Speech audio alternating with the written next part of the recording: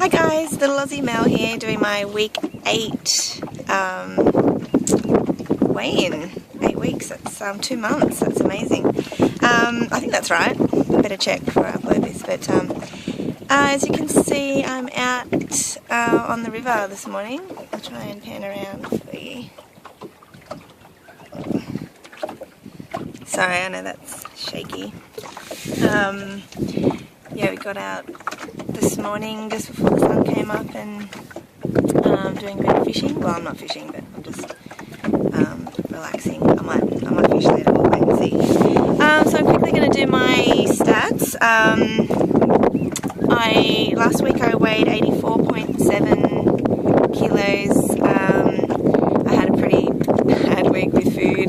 Christmas Day wasn't that bad. I was pretty good Christmas Day, but then Boxing Day and then the day after was my daughter's birthday, and there's just been a heap of bad food around, lollies and biscuits and chocolate, all the really bad stuff. So I was expecting to put on this week, but yeah, today I weighed in at 84.5 kilos, which is a 0.2 kilo loss, which is about half a pound, I think. So yeah, so that's very surprising, really good. So yeah, I think it's the first time in history that I've lost weight, although it was only a tiny bit, but normally I put on 2 kilos over Christmas, so yeah, I'll take that for sure. Sorry, I'll try and get this so it's not so shaky. Yeah, so a couple of NSVs this week. First one is the trampoline at home.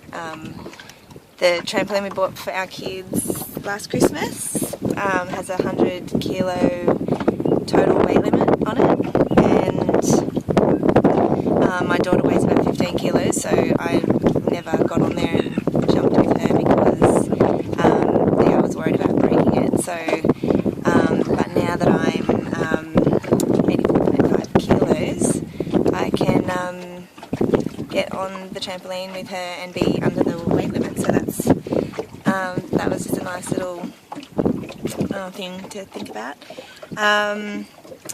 This week I've had my pants literally fell down around my ankles when I was walking from one end of the house to the other with my daughter, carrying my daughter, where I didn't have a hand free to sort of catch my jeans as they were falling down, and they literally fell down around my ankles. So that's the first time that's ever happened to me, so that's great. Another one is that my home scale has like you can do like the body fat percentage and all those stats, but when I bought it, and I tried to do all the calculations, it gave an error message and said that my body fat percentage was too high to be able to calculate, which was really depressing. But now it actually does all the stats, so that's another thing to celebrate.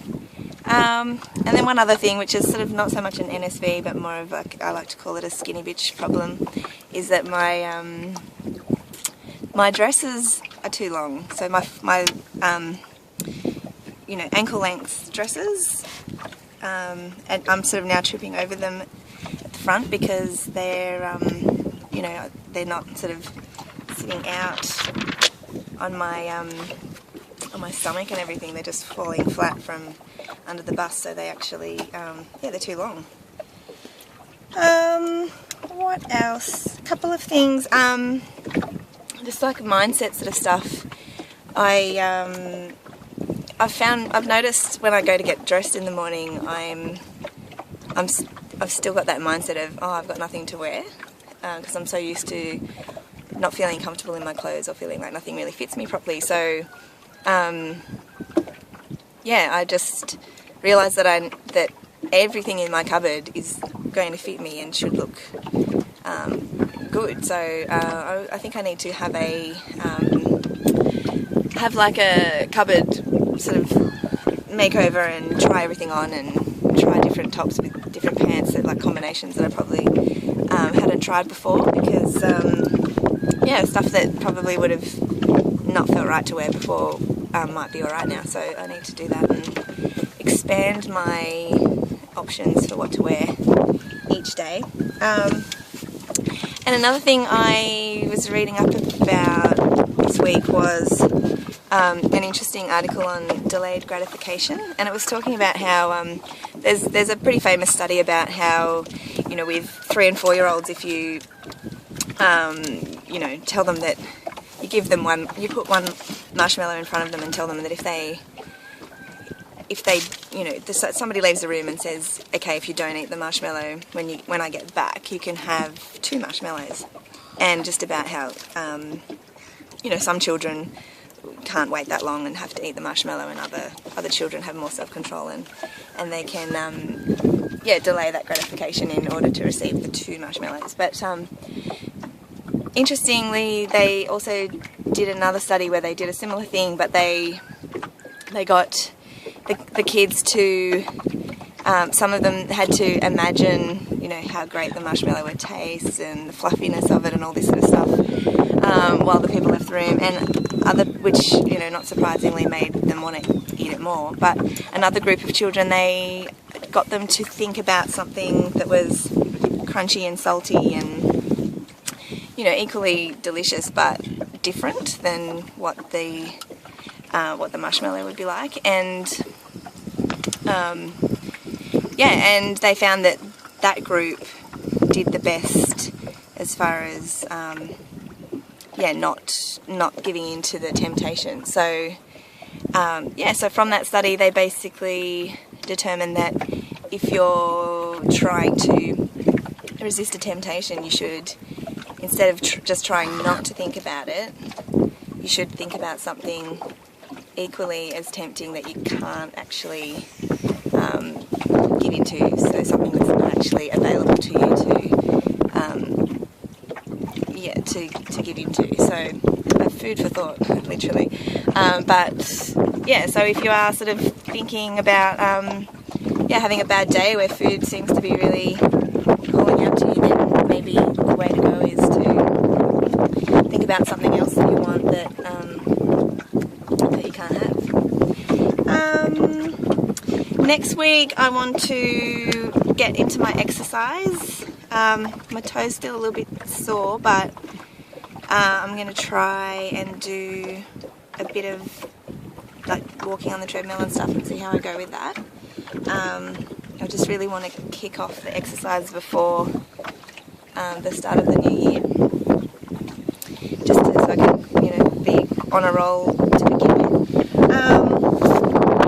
And then last week I did a couple of shout outs, but the one I forgot to mention is Jenny VSG. I think it's Jenny with an I from memory. She just had a heap of plastics done on the 20th of December. She did a before video, but she hasn't done an update yet. And yeah, I love Jenny. She was one of the first people that I ever watched YouTube videos of before I had the surgery, and I looked at, you know, where she started and where she was able to get to in such a short time frame, and she just reminded me a bit of myself, so it made me feel like you know, her results would be, you know, maybe the results that I could achieve. So yeah, so I really thank her for being that inspiration for me and helping me make the decision to have the surgery, because it's, yeah, it really is, sorry, that sounds really getting to me. Yeah, it really has changed my life. So thank you, Jenny, and I hope your surgery went really well, and I'm really looking forward to seeing your first update video when you feel up to it. Okay, bye guys.